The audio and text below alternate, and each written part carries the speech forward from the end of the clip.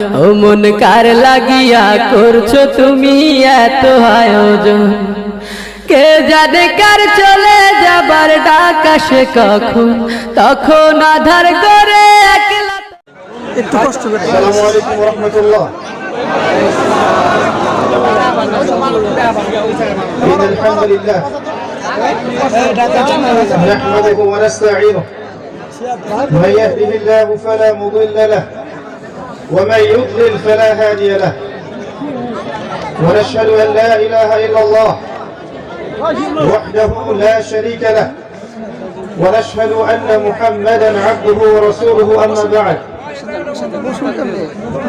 فقد قال الله تعالى في كلامه المجيد والفرقانه الحميد بعد أعوذ بالله من الشيطان الرجيم بسم الله الرحمن الرحيم وعباد الرحمن الذين يمشون على الأرض هونا وإذا خاطبهم الجاهلون قالوا سلاما والذين يبيتون لربهم سجدا وقياما والذين يقولون ربنا اصرف عنا عذاب جهنم إن عذابها كان غراما إنها ساءت مستقرا ومقاما رب اشرح لي صدري ويسر لي أمري واحلل عقدة من لساني يفقه قولي اللهم فقهنا في الدين وعلمنا التأويل آمين يا أرحم الراحمين. قال رسول الله صلى الله عليه وسلم القرآن حجة لك أو عليك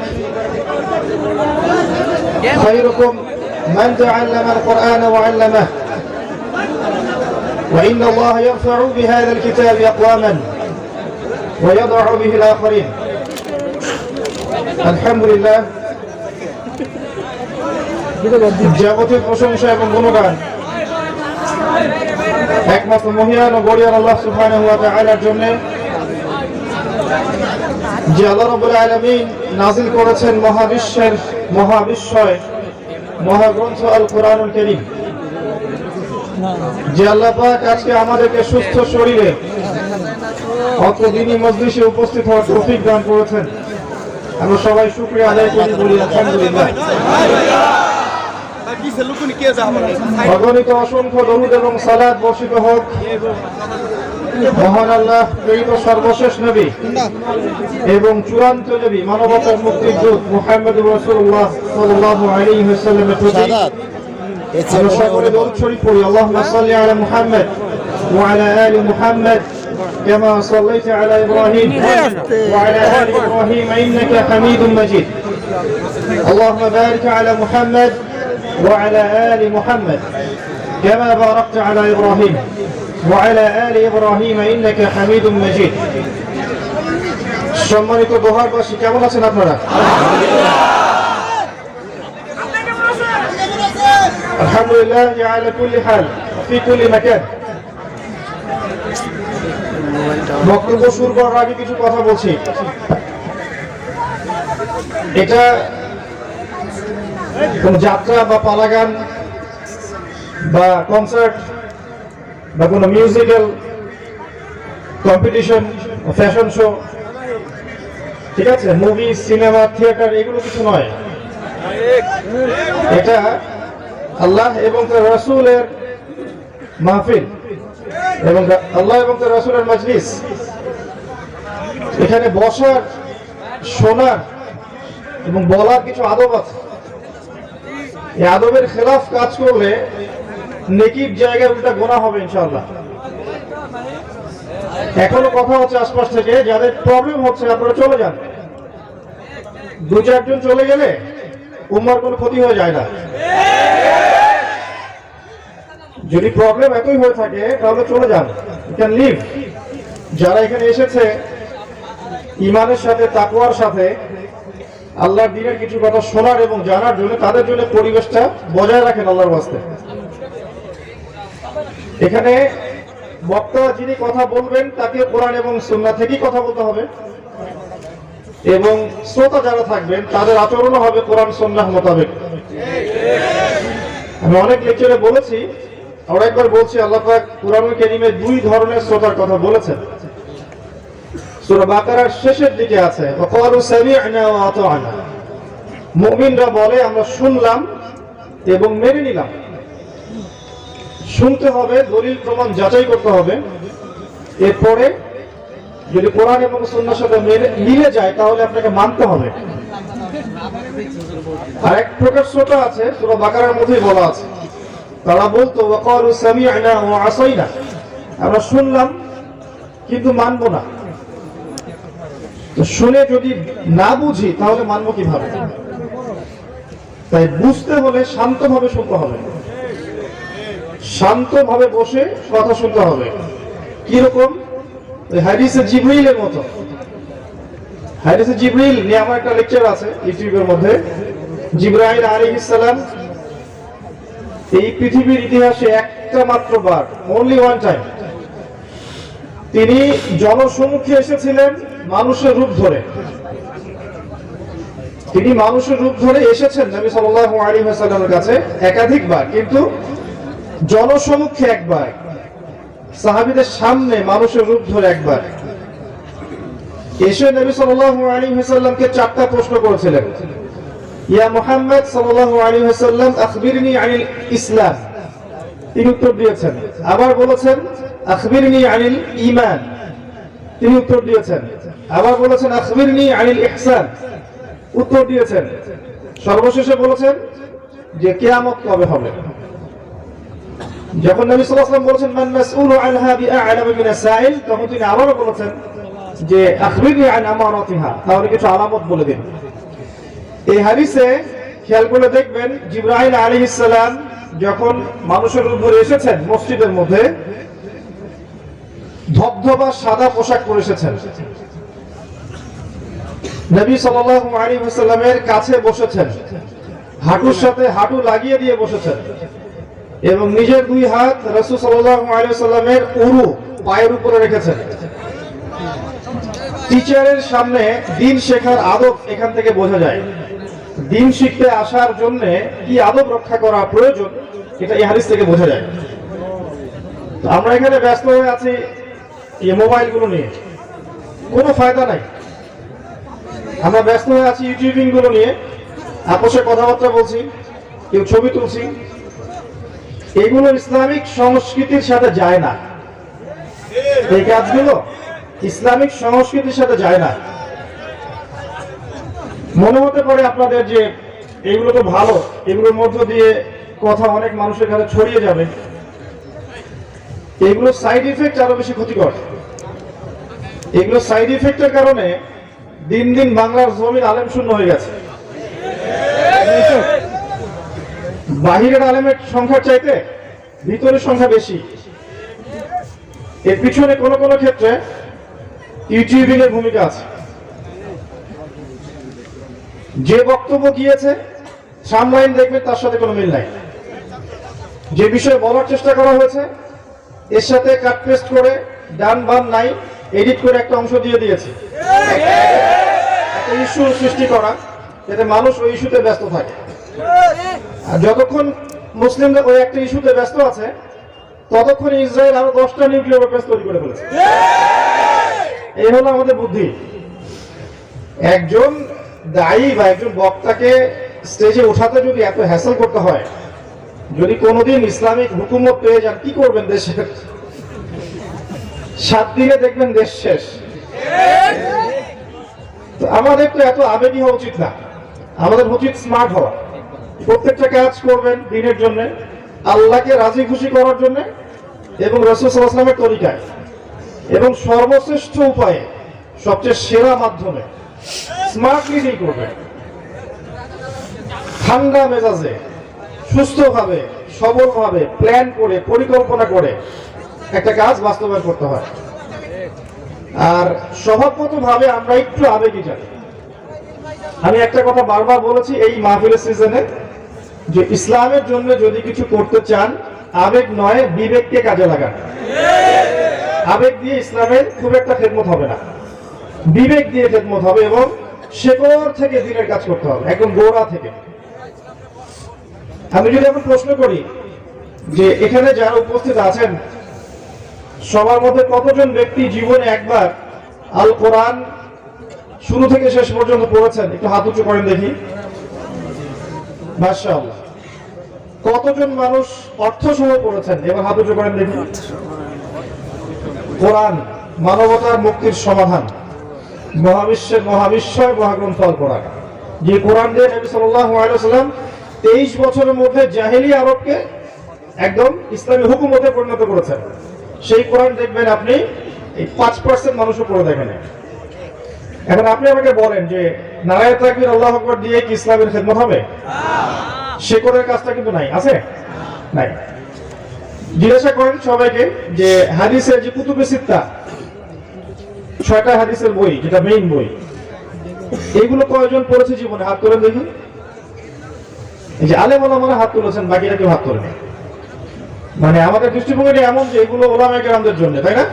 এগুলো মাদ্রাসার জন্য, আমাদের জন্য নয়। কতজন নবী সাল্লাল্লাহু আলাইহি ওয়াসাল্লামের সিরাত জীবনী গ্রন্থ পড়ে দেখেছেন জীবনে একবার? হাত উঁচু করেন দেখি। দেখেন, আপনি সংখ্যা করে দেখেন। আরো জটিল সাবজেক্টে যদি যাই, ফিকহ কতজন পড়েছেন, ইসলামের হিস্ট্রি কতজন পড়েছেন, ইসলামিক অর্থনীতি কতজন পড়েছেন? ঠিক আছে। কতজন মানুষ হালাল রিজিকের সাথে সম্পৃক্ত? হাত করেন দেখি। সৎভাবে বলতে পারেন হালাল খায়া, সুদ নাই, ঘুষ নাই, দুর্নীতি নাই, আত্মসাৎ নাই, হালাল খায়। আমার তো মনে হয় বেশিরভাগ হাত বেকারদের হাত। রিজিকের টেনশনই নাই, হালাল হারামের কোনো টেনশনই নাই। বসে যে প্রশ্নগুলো আমি করছি দেখেন, পড়াশোনা করেছে কিনা, হালাল রিজিক খায় কিনা, আদর্শ পরিবার করেছে কিনা, আল্লাহর দ্বীনের জন্য সময় দেয় কিনা, আলেম ওলামাদের সোহবতে গিয়ে দিন শিখছি কিনা, বা আল্লাহর পথে এই 40 দিন 3 দিন 3 দিন 7 দিন সময় দিচ্ছি কিনা। বেসিক প্রশ্নগুলো যদি করি, আপনি দেখবেন বেশিরভাগ মানুষের উত্তর কিন্তু নেগেটিভ আসছে। বেশিরভাগ মানুষ এগুলো করছে না। তো শুধু আবেগ দিয়ে কিন্তু দিন কায়েম হবে না।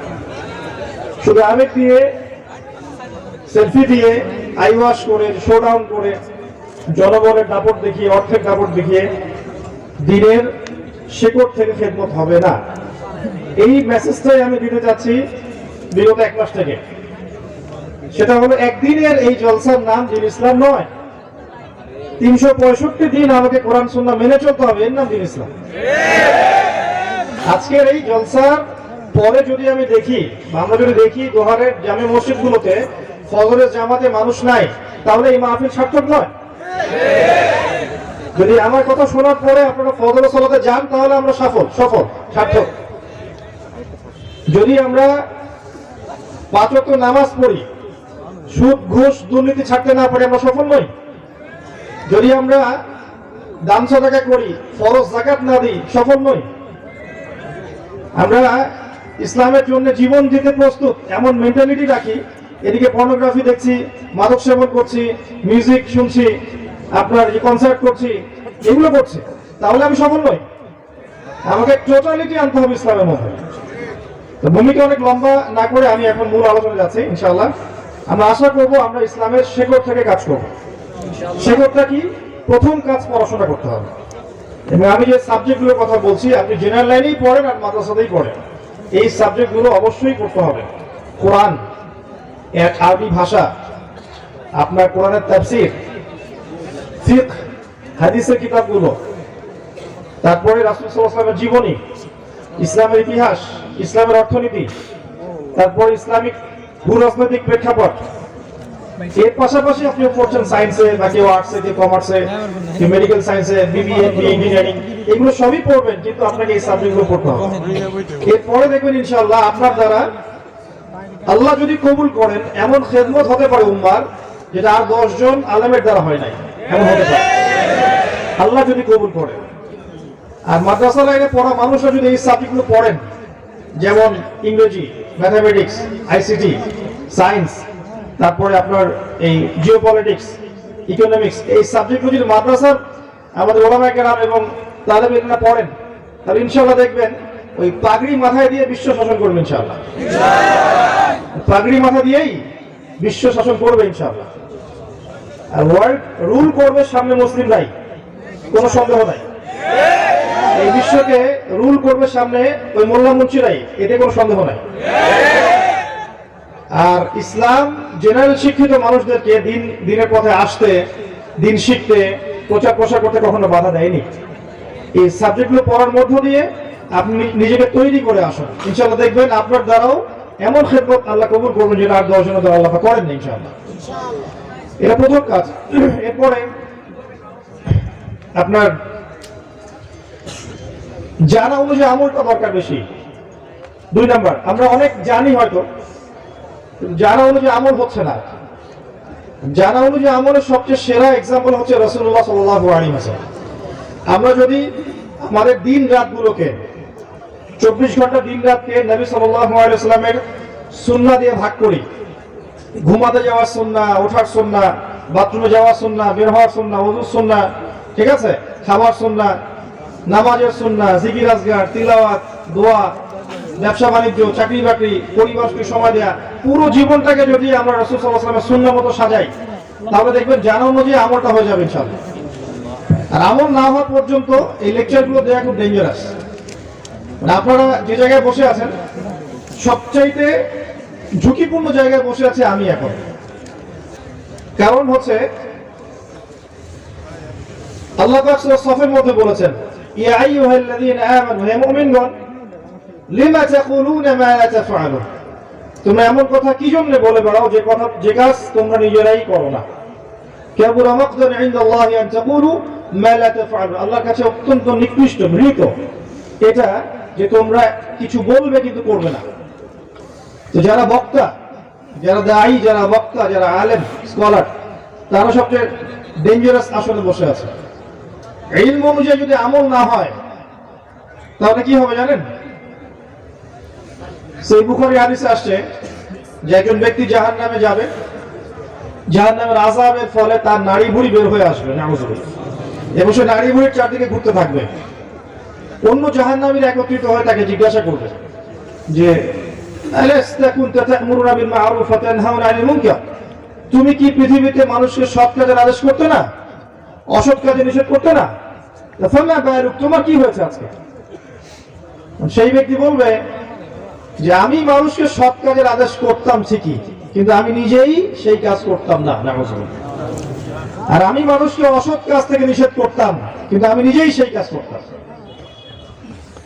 তো সবচেয়ে ঝুঁকিপূর্ণ চেয়ারে কে বসে আছে? এখন আমি বসে আছি।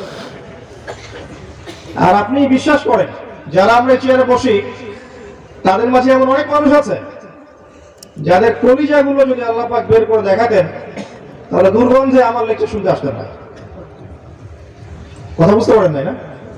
এমন অনেক মানুষ আছে যারা এই চেয়ারে বসে দিনের কথা বলছে, যাদের কলিজাগুলো যদি আল্লাহ পাক খুলে বের করে দেখাতেন তাহলে আপনি আর আমার লেকচার শুনতে আসতেন না। ডেঞ্জারাস অবস্থা। আরেকজন ব্যক্তিকে জাহান্নামের শাস্তি দেওয়া হবে, প্রচন্ড দুর্গন্ধ ছড়াবে।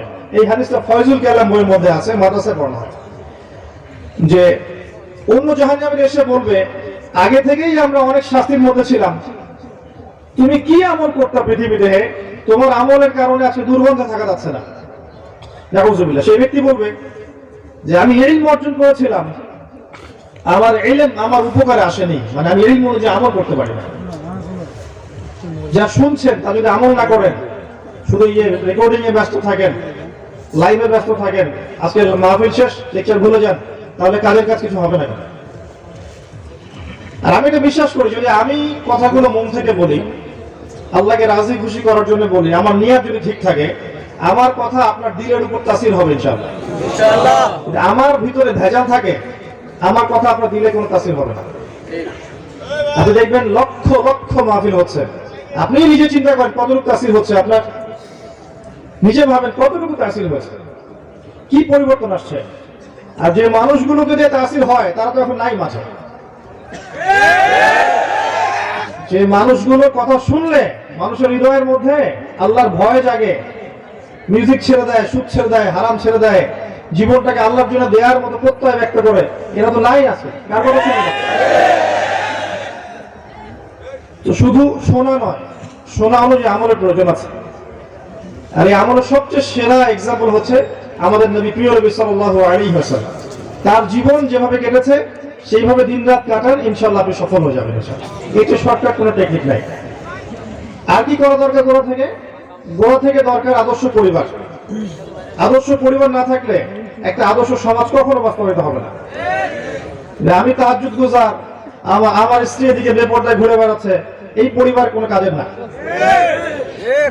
আপনি তাহাজ্জুদ গুজার, দেখা যাবে আপনার মেয়ে শপিং মলে জিন্স আর প্যান্ট পরে ঘুরে বেড়াচ্ছে, গেঞ্জি পরে ঘুরে বেড়াচ্ছে, কোনো লাভ নাই তাহাজ্জুদে। অনেক ক্ষেত্রে দেখবেন মা মাশাআল্লাহ পর্দা করেছে আর মেয়ে মাশাআল্লাহ এক একটা পরিমণি। তো এরকম হলে আদর্শ পরিমাণ হবে না। আমরা দোয়া করি আল্লাহ পাক তাকেও যেন হেদায়েত দান করেন। আল্লাহ চাইলে এমন অনেক মানুষকে হেদায়েত দিতে পারেন যাদের দ্বারা সমাজে খারাপ কিছু ছড়িয়েছে। আল্লাহ চাইলে এই মানুষদেরকে দিয়েও আল্লাহ পাক দিনের খেদমত দিতে পারেন। আমরা দোয়া করি আল্লাহর কাছে যারা আজকে বেলাইনে আছে, মিউজিক্যাল লাইনে হোক, ফ্যাশন শোর লাইনে হোক, ফিল্ম ইন্ডাস্ট্রিতে হোক, হারাম আপনার মুভিজে হোক, পর্নোগ্রাফিতে হোক, যেখানেই আছে যারা, আল্লাহ যেন ওই মানুষদের মধ্যে যাদের মনের মধ্যে স্বচ্ছতা আছে, সততা আছে, আল্লাহ পাক যেন তাদেরকে হেদায়েত দান করে এবং পূর্বের সমস্ত গুণ আল্লাহ যেন মাফ করে দেন। তো পরিবার আদর্শ না হলে সমস্যা আছে। পরিবারের ব্যক্তিরা সবাই সালাত পড়ছে, অর্থনৈতিক উৎসটা হারাম, সুদের উৎস, ঘুষের উৎস, দুর্নীতির উৎস, এই পরিবার আদর্শ পরিবার নয়। পরিবারে করতে হবে ইব্রাহিম আলাইহিস সালামের মতো তাওহীদপন্থী। পরিবারের মায়েরা হবে হাজারা আলাইহিস সালামের মতো সবরকারিনী, ত্যাগী। তখনই আপনি ইসমাঈল আলাইহিস সালামের মতো সন্তান পাবেন, তার আগে পাবেন না। আর ইসমাঈল আলাইহিস সালামকে মানুষ করেছেন তার মা, তার বাবা নন। একটা মা, একটা তাওহীদপন্থী মা, সবরকারিনী মা, আল্লাহর প্রতি তাওয়াক্কুলকারী মা ইসমাঈলের মতো প্রজন্ম জন্ম দিতে পারবে ইনশাআল্লাহ। তো এই হলো বিষয়। পরিবারে তাওহীদ থাকবে, শিরক থাকবে না। পরিবারে সুন্নাহ থাকবে, বিদআত থাকবে না। হালাল রিজিক থাকবে, হারাম থাকবে না। না খেয়ে থাকবে পরিবারের সদস্যরা, প্রয়োজনে পরিবারের সদস্যরা না খেয়ে থাকবে, তাও হারাম খাবে না। ছোট্ট একটা জব করবে, মুদির দোকানি করবে, সবজি বিক্রি করবে, তারপরে সুদের সাথে সম্পৃক্ত হবে না। এই হলো পরিবার। আর যতই দাড়ি টুপি পাগড়ি জুব্বা আমি রাখি না কেন, আমার কপালে সেজদার দাগ আছে, ইবাদতের জীবনে আমি পাক্কা মুসল্লি, আর অর্থনৈতিক জীবনে গিয়ে যদি পাক্কা সুৎখর হই, ওই ইবাদত আল্লাহর কাছে কবুল হবে না। শেষ বয়সে গিয়ে 10টা চিল্লা দিয়ে আর 10টা উমরা করে 10 বার হজ করে আলহাজ টাইটেল লাগিয়ে কোনো লাভ নাই, কারণ আপনার রিজিকের সোর্সটা হারাম। পরিবারের আদর্শটা হবে আদর্শ পরিবার। এবং আল্লাহ পাক খুব শক্ত করে সূরা তাহরিমের মধ্যে 6 নম্বর আয়াতে আদেশ করেছেন, ইয়া আইয়ুহাল্লাযীনা আমানু কু আনফুসাকুম ওয়া আহলিকুম নারা। নিজেরা জাহান্নামের আগুন থেকে আগে বাঁচো, পরিবার বর্গকে বাঁচাও।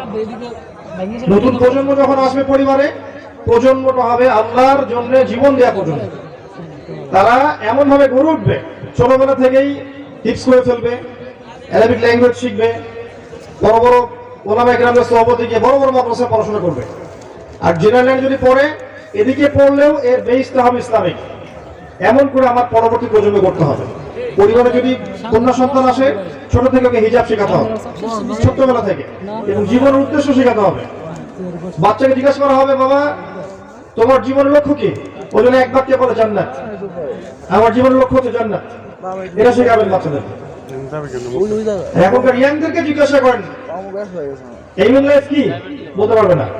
হাইয়েস্ট হলে বলবে একটা চাকরি, বিশেষ ক্যাডার হতে চাই, সরকারি জব চাই, বড় ব্যাংক সেক্টরে জব চাই, হ্যাঁ, একটা বড় বাড়ি করতে হবে, পলিটিক্যাল পাওয়ার অ্যাচিভ করতে চাই, গাড়ি দরকার, জমি দরকার, সমাজে আমাকে দাঁড়াতে হবে নিজের পায়ে, আমার স্ট্যাটাস দরকার। এটা হচ্ছে লাইফের এইম। এটা শেখানো হয়েছে আর কি, একটা বস্তুবাদী চেতনা শেখানো হয়েছে যে দুনিয়ার জীবনটাই একটাই জীবন, পরকালের জীবনে লা ইলাহা ইল্লাল্লাহ পড়লেই মাফ, এরকম একটা কনসেপ্ট আছে আমাদের মধ্যে। এই কারণে দুনিয়ার জীবনে যা ইচ্ছা তাই করছি, আর পরকালে আশা করছি যেহেতু তাওহীদের উপর আছি, লা ইলাহা ইল্লাল্লাহ কালিমা পড়েছি, আমি জান্নাতে চলে যাব। তাহলে পাপের হিসাব কে দিবে? শিরকের, বিদআতের, হারামের হিসাব কে দিবে? অন্যের হক নষ্ট করার হিসাব কে দিবে? এগুলো বুঝতে হবে। আল্লাহ পাক আমাদের পরিবারগুলোকে আদর্শ পরিবারে রূপান্তরিত করুন, আমিন। এরপরে প্রয়োজন, রুট লেভেল থেকে প্রয়োজন আপনার হালাল রিজিক, যেটা আমি বলে দিলাম একটু আগে, যে রিজিকটা যেন হালাল হয়। ছোট্ট একটা জব করেন, ছোট্ট একটা বেসরকারি জব হোক, সরকারি জব হোক, সততার সাথে করেন, হারামে যায় না, অল্পতে তুষ্ট থাকেন, ইনশাআল্লাহ দেখবেন অল্প ইবাদত পরকালে নাজাতের জন্য যথেষ্ট হয়ে যাবে ইনশাআল্লাহ। যখনই আপনি শুনে যাবেন বারাকা কমে যাবে। ওইটা মায়ের সাথে জেনা, ওইটা হচ্ছে আল্লাহ এবং তার রাসূলের সাথে যুদ্ধ করার মতো পাপ।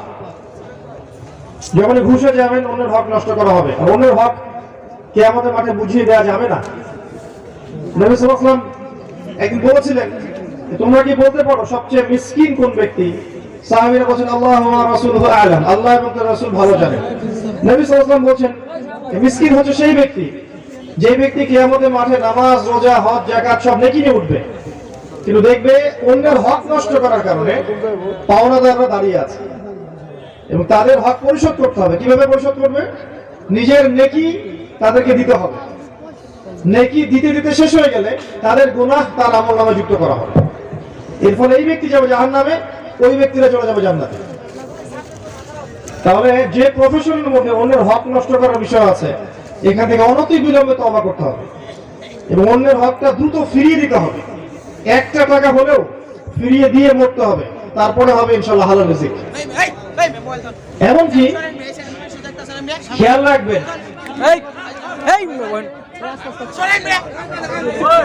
এমনকি খেয়াল রাখবেন কারো বাসায় খেতে গিয়েছেন, ওইখানেও খেয়াল রাখবেন যে তাদের রিজিকের সোর্সটা কি।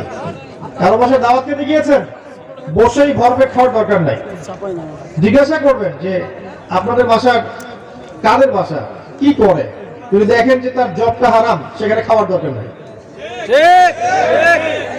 কিছু কিছু বিষয় আছে, আপনি কোরআন তেলাওয়াত করেন, মাশাআল্লাহ, কোরআন হাদিস পড়েন, মনের মধ্যে নূর আসবে, রাস্তায় বের হন, 10টা লগ্ন মেয়ে আপনার চোখে পড়লে নূরটা চলে যাবে। আমার কথা বোঝেন? কোরআন সুন্নাহ পড়েন, গবেষণা করতে থাকেন, দেখবেন যে মনের মধ্যে নূর ফিল করবেন, আল্লাহর রহমত নূর ফিল করবেন, প্রশান্তি ফিল করবেন।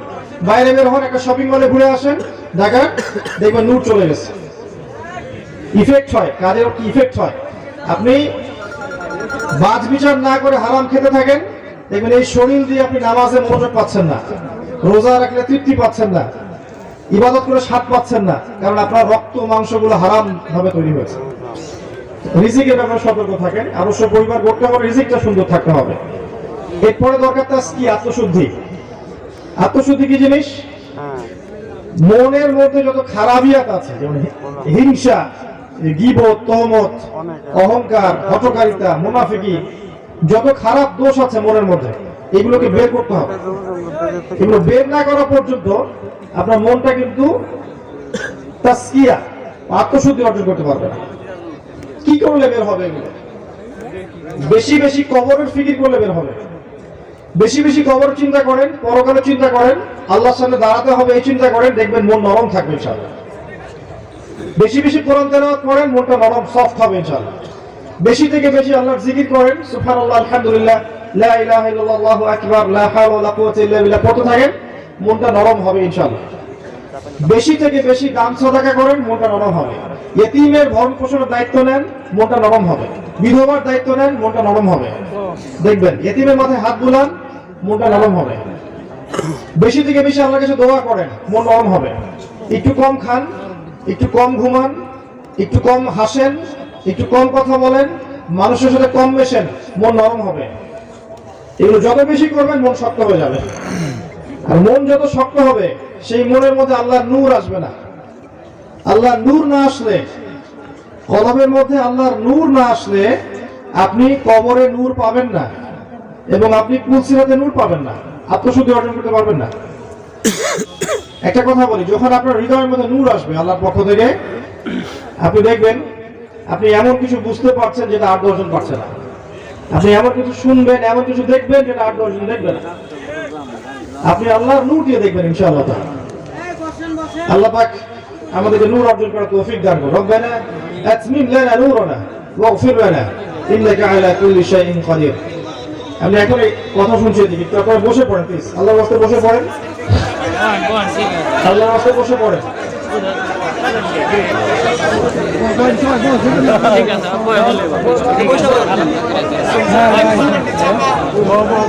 বেসিক কাজের কথা বলছিলাম প্রিয় ভাইরা। 1 নাম্বার বলেছি ইলম অর্জন করা।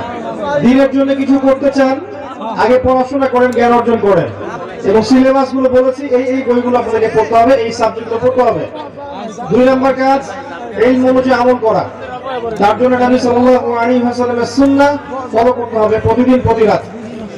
3 নম্বর কাজ আদর্শ পরিবার গড়া। এর ব্যাপারে আমি অল্প কিছু কথা বলেছি। আদর্শ পরিবার গড়ার জন্য যা যা করণীয় আমাদেরকে করতে হবে। পরিবারে তাওহীদ থাকবে, সুন্নাত থাকবে, তালিম থাকবে, কোরআনের তেলাওয়াত থাকবে, পরিবারের লোকজন হবে নামাজি, পর্দানশীল এবং আপসে মিল মহব্বত থাকবে। আদর্শ পরিবার করতে হবে। তারপরে বলেছি 4 নম্বর হালাল রিজিকের কথা। আর 5 নম্বরে গিয়ে বলেছি আত্মশুদ্ধি অর্জনের কথা। আরেকটা কথা বলবো, শুধু বেসিক কাজ, সেটা হলো আল্লাহ পাক প্রত্যেকটা মানুষকে কিছু না কিছু পটেনশিয়াল দিয়েছেন। কেউ হয়তো ভালো বলতে পারেন, কেউ ভালো লিখতে পারেন, কেউ হয়তো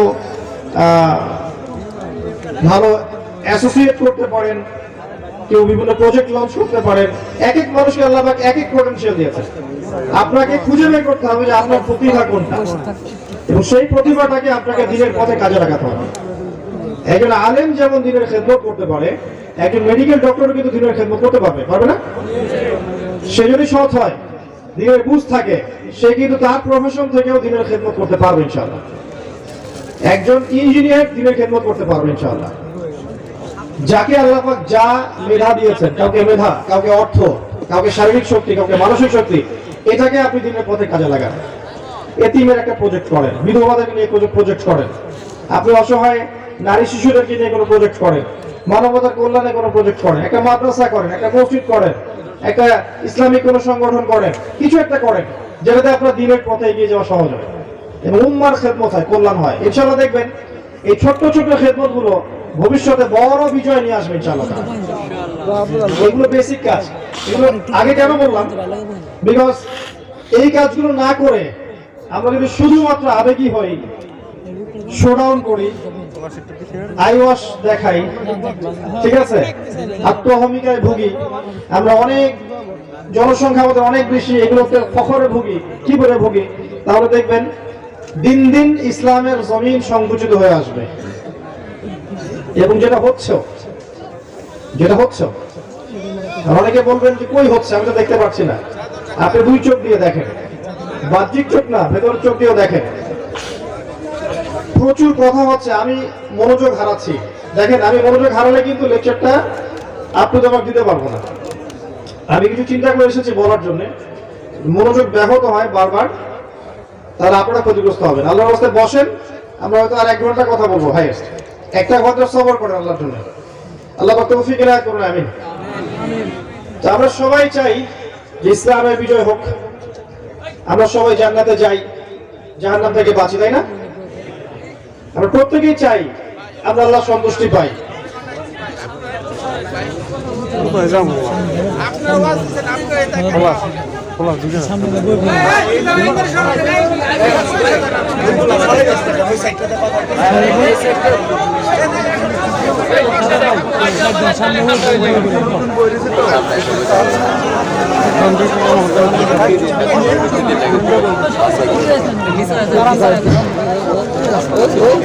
আস্তে আস্তে যা,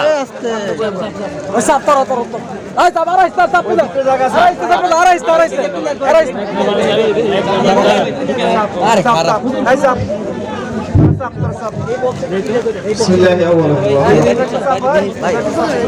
আস্তে আস্তে যা।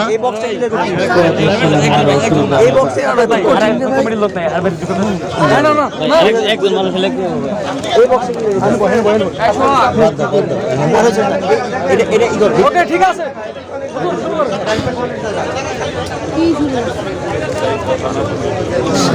আপনারা বসেন প্লিজ, আর কেউ কথা বলবেন না প্লিজ, বসেন। বসেন। এই বক্সে কি লেগেছে? নাকি ডায়েরির মতো বলতে হবে বসতে? তখন বসবেন।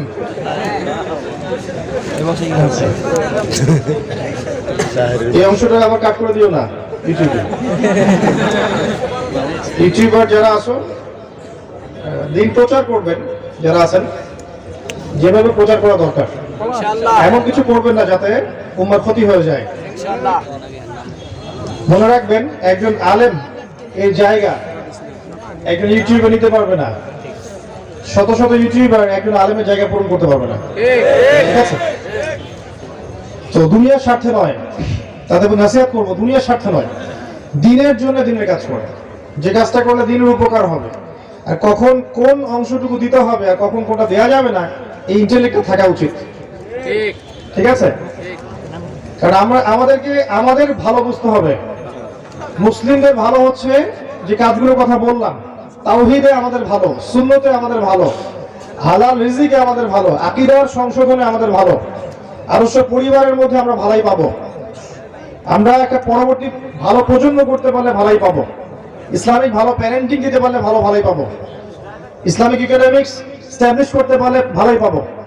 আমাদেরকে বুঝতে হবে যে কোথায় আমাদের ভালো আছে এবং কারা আমাদের স্পষ্ট শত্রু, তাদের জন্য সুযোগ সৃষ্টি করে দেয়া কোনো বুদ্ধিমানের কাজ হবে না, হবে? আচ্ছা, আমরা সবাই চাই দিনের খেদমত হোক, কল্যাণ হোক, বিজয় হোক। এই জন্য প্রথম যে কাজটা করা দরকার, আমি পরের অংশটা শুরু করছি, সেটা হলো আমাদেরকে পরিস্থিতিটা আগে বুঝতে হবে, কোন সিচুয়েশনে আপনি বাস করছেন।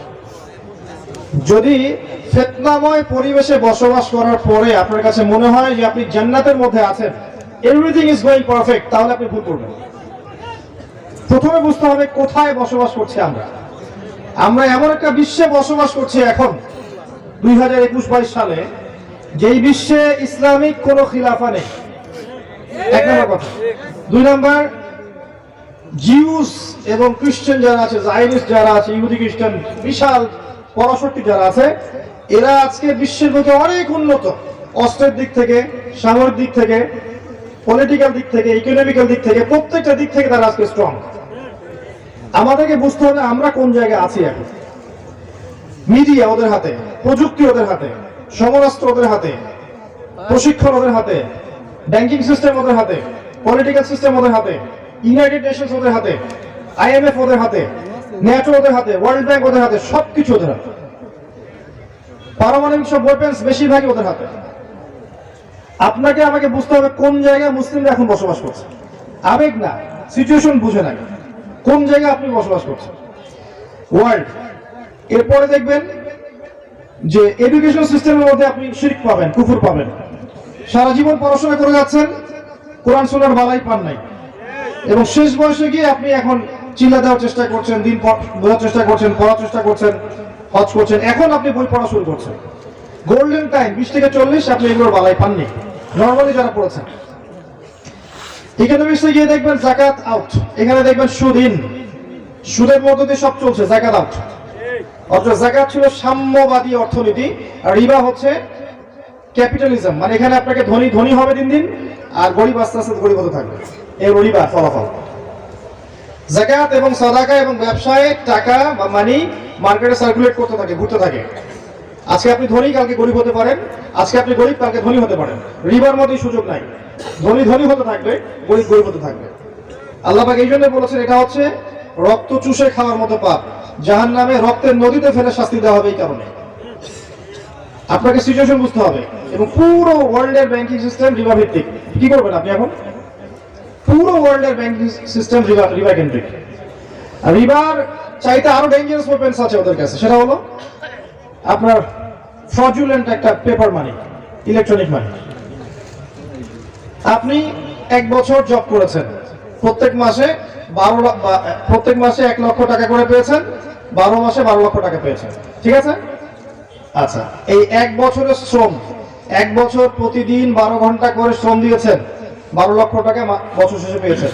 টাকাটা নিয়ে গিয়ে এই বাক্সে ভরে আপনার ওয়াইফকে দিয়ে দেন, যে 1 বছর পরে, 1 বছর কম হয়ে যায়, 10 বছর পরে এই টাকাটা আমাকে বের করে দিলাম, আপনার স্টেটে রেখে দিল সিন্ধুকের মধ্যে।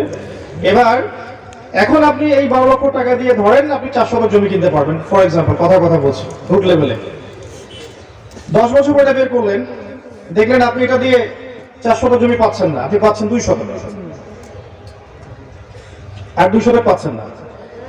আপনার 12 মাসের শ্রমটাকে 6 মাসে নিয়ে আসা হয়েছে, আপনার 6 মাসের শ্রম হাওয়ায় উড়ে গেছে। কেউ আপনার শ্রম থেকে বেনিফিট হয়েছে, শ্রম দিয়েছেন আপনি, লাভবান হয়েছে অন্য কেউ। এই জন্য তাকিয়ে দেখবেন বিশ্বের একটা সভ্যতা দিন দিন উঁচু হচ্ছে, একটা সভ্যতা, পৃথিবীর একটা অংশ দিন দিন ধনী হচ্ছে, আর বাকি অংশের দিকে তাকিয়ে দেখবেন দিন দিন দারিদ্রতা, প্রভার্টি, ডিস্ট্রিবিউশনে যাচ্ছে। যখনই এদের বিরুদ্ধে কথা বলতে যাবেন দেখবেন টাকার মান পড়ে যাবে। টার্কি চেষ্টা করেছিল, মান পড়ে যাচ্ছে। ইন্দোনেশিয়া চেষ্টা করেছিল, মান পড়ে গেছে। ভেনিজুয়েলা চেষ্টা করেছিল, মান পড়ে গেছে। যেই চেষ্টা করবে মান কমে যাবে। মানে এটা আপনার অন্য কোনো জায়গা থেকে নিয়ন্ত্রণ করা হয়। তা আপনি যদি এমন হতো যে আপনি 12 মাস জব করেছেন, 12 লক্ষ টাকা আপনাকে দেওয়া হয় নাই, আপনাকে 12,000 দিনার দেওয়া হয়েছে বা 12,000 দিরহাম দেওয়া হয়েছে। এটা আবার কি জিনিস? দিনার আবার কি জিনিস? দিরহাম আবার কি জিনিস? কোন নাম শুনে নাই?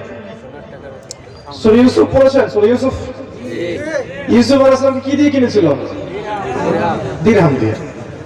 সূরা আলে ইমরানের মধ্যে দেখবেন দিনারের কথা আছে। আচ্ছা, মনে করেন দিনার এবং দিরহামে আপনাকে স্যালারি দেওয়া হয়েছে। এবার এটা আপনি রেখে দিলেন ওয়াইফের কাছে, 10 বছর পর বের করবা। সে 10 না 20 বছর পর বের করে দিয়েছে আপনাকে। আপনার শ্রমের মান কমবে? আপনার মুদ্রার মান কমবে?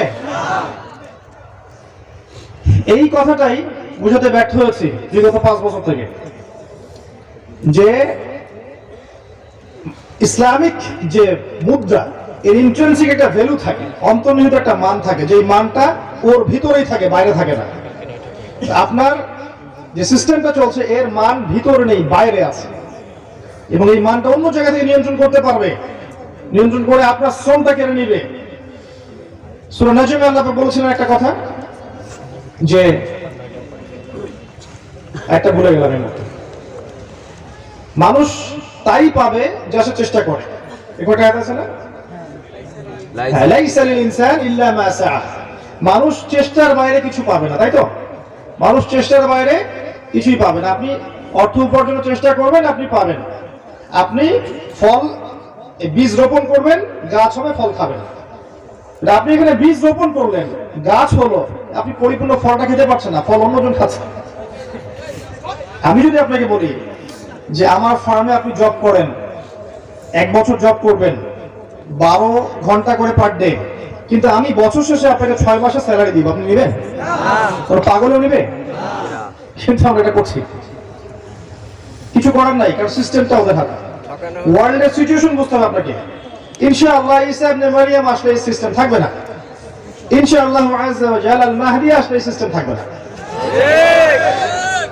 প্রতারণাপূর্ণ ইকোনমিক্স। মুফতি তাকি উসমানী শাইখের বইগুলো পড়েন, অন্যদের কথা বাদ দেন। হানাফি মাযহাবের অন্যতম বড় একজন উলামায়ে কেরামের একজন আল্লামা তাকি উসমানী শাইখ, উনার ইকোনমিক্সের সিরিজ আছে, এই বইগুলো পড়েন, পড়লে বুঝতে পারবেন কি চলছে প্রতারণা ধোঁকাবাজি। এরপরে আবার রিবা আছে, এভাবে তো মান কমলে তারপর আবার সুদ আছে। এবার সুদ দিতে থাকেন, সুদ, বোগাস মনিটরিং সিস্টেম, এগুলো দিয়ে রক্ত চুষতে ওয়ার্ল্ডের একটা অংশ দিন দিন ধনী হয়ে গেছে, একটা অংশ দিন দিন দারিদ্রতার অতল তলে যাচ্ছে। হ্যাঁ, আপনি সফল হতে পারবেন যদি আপনি ওদের দাসত্ব করেন। এই সিস্টেমের মধ্যে থেকেও সফল হওয়া যাবে যদি ওদের দাসত্ব করা যায়। ওরা যা বলবে শুধু বলবেন ইয়েস স্যার, সামি'না ওয়া আতা'না, সমস্যা হবে না ইনশাআল্লাহ। কিন্তু যদি ওদের অন্যায়গুলোর প্রতিবাদ করতে যান, তখন দেখবেন বাঁকা চোখে দেখবেন। এখন আমাদের দেশকেও তো বাঁকা চোখে দেখছে না? আমাদের দেশের প্রশাসনকে পর্যন্ত নিষেধাজ্ঞা দিয়ে দিচ্ছে না? আগে যখন বলেছিলাম আমাকেই বলেছিল যে ভালো মন্দ, এখন বোঝেন যাদের কথা বলেছি এদের চরিত্র এরকমই। এরা এদিকেও চোখ রেখেছে, আমাদের দেশের দিকেও খারাপ চোখ রেখেছে। শত্রুকে চিনতে হবে। আল্লাহ পাক বলেছেন লা তাত্তাখিদুল ইয়াহুদা ওয়ান নাসারা আউলিয়া বা'দুহুম আউলিয়াউ বা'দ। এমন সব জিউস এবং খ্রিস্টানদেরকে বন্ধুরূপে গ্রহণ করো না যারা একে অপরের বন্ধু। ওয়া মান ইয়াতাওয়াল্লাহু মিনকুম ফাইন্নাহু মিনহুম। তোমাদের মধ্যে কেউ যদি ওদের দিকে মুখ ফেরায় সে ওদের অন্তর্ভুক্ত, আমাদের কেউ না। তো এখন দেখেন এদিকেও চোখ দিচ্ছে, রিজার্ভ ব্যাংকের টাকা সরিয়ে দিতে বলছে, দেখেছেন? টাকা সরাতে বলছে, কি জন্য? ভালো নজর নেই। ওরা কখনোই তাওহীদ পন্থীদেরকে সহ্য করতে পারবে না। ওরা কখনোই রাসূলুল্লাহ সাল্লাল্লাহু আলাইহি ওয়াসাল্লামের সুন্নাহ যারা ভালোবাসে এদেরকে সহ্য করতে পারবে না। আল্লাহ পাক ওই খাসলত দিয়ে ওদেরকে সৃষ্টি করেননি। They want to rule the world, তারা সারা ওয়ার্ল্ডকে শাসন করতে চায়। দেখবেন চায়না এবং রাশিয়া এরা ওদের ধার ধারে চায়না রাশিয়ার ধার ধারে না। উচিত আমাদের এখনো উচিত। অনেকে বলবেন যে ওরা তো মুসলিম কান্ট্রি না, আপনি হয়তো কি বলছেন এগুলো। আমি ডিপ্লোম্যাটিক্যালি বলছি, ডিপ্লোম্যাটিক্যালি আমাদের এখনো উচিত চায়না রাশিয়ার দিকেই ঝোঁকা এবং তাদের সাথে অ্যালায়েন্স তৈরি করা, ফর্ম তৈরি করা। যখন পরাশক্তি লড়বে, কোন একটা পরাশক্তির পক্ষে যাবেই উন্নয়নশীল কান্ট্রিগুলো। চায়না রাশিয়া এখন বেস্ট অপশন। এবার সারা ওয়ার্ল্ডকে এই ইকোনমি রুল করে ফেলছে এখন চায়না। সব জায়গায় দেখবেন চাইনিজ প্রোডাক্ট, যদিও ওরা ইসলামিক কান্ট্রি নয়, কিন্তু অনেক সময় ওয়ার্ল্ড ডিপ্লোমেসির খাতিরে এমন কিছু মানুষের সাথেও সখ্যতা বন্ধুত্ব রাখতে হয় যাদের সাথে রাখলে অপর খারাপ পরাশক্তি আমার কিছু করতে পারবে না। আর এই কথাটা অন্যান্য কান্ট্রি বুঝে ফেলছে, ইরান বুঝে ফেলছে। ইরানের মতো দেশ যাদেরকে এখন নাম শুনলে বলে রাশিয়া, তাই না? বলে যে তো শিয়া দেশ। শিয়া হওয়ার পরেও তারা ওয়ার্ল্ড ডিপ্লোমেসি বেটার বুঝেছে অনেক সুন্নি কান্ট্রির চাইতে, অনেক নামধারী সুন্নি দেশের চাইতে। শিয়া অধ্যুষিত দেশ হওয়া সত্ত্বেও ওয়ার্ল্ড অ্যাফেয়ার্স তারা বেশি বুঝেছে এবং তারা এই দিকে না ঝুঁকে ওই দিকে ঝুঁকেছে। বুঝতে হবে আপনি কোথায় বাস করছেন। এটা হচ্ছে এখনকার ওয়ার্ল্ড, প্রত্যেকটা বিষয় ওখানে ডিল করা হচ্ছে এবং এইসব ঘটতে ঘটতেই দেখবেন একটা রাষ্ট্র আস্তে আস্তে উন্নত করছে এবং আস্তে আস্তে মুসলিমদের উপর ডমিনেট করছে। নাম কি? ইসরায়েল। সারা ওয়ার্ল্ডই জানে সে জালেম, সারা ওয়ার্ল্ড জানে সে জালেম, সারা বিশ্ব জানে সে জালেম। তারপরেও আরব কান্ট্রিগুলোর কলেজের উপর বসে সে সারা ওয়ার্ল্ডের মধ্যে আরবের তেল নিয়ন্ত্রণ থেকে শুরু করে, পেট্রো ডলার নিয়ন্ত্রণ থেকে শুরু করে, ইকোনমি, ফাইন্যান্স, মনিটারি সিস্টেম, আপনার এই যে কি বলবো সামরিক বিষয়গুলো, অস্ত্রশস্ত্র, মিডিয়া, প্রযুক্তি, সব কিছু নখদর্পণে নিয়ে এসেছে মাত্র 70 বছরের ব্যবধানে। মাত্র 70 বছরের ব্যবধানে। এই যে 1914 সাল থেকে 2022 এই 100 বছর, আর ধরে না 1947 সাল থেকে এই 2021 এই সাল পর্যন্ত, এইটুক সময়ের মধ্যে এই রাইজ করেছে সেভাবে। এবং এই রাইজিংটা সে বিগত 2000 বছর ধরে করতে পারেনি। বিগত 2000 বছর ধরে এরা বিশ্বের আনাচে কানাচে ঘুরেছে, কোনো দেশ ছিল না, থাকার জায়গা ছিল না, কোথায় বসবে খাবে এই জায়গা ছিল না। তারা আজকে এই মুসলিমদের কলিজের উপর দাঁড়িয়ে কাজ করেছে। আর তখন আমরা কি করছিলাম? আমরা জিলাপি খাচ্ছিলাম, খুরমা খাচ্ছিলাম, মিলাপ করছিলাম, কবরে সেজদা করছিলাম, মাজারে সেজদা করছিলাম।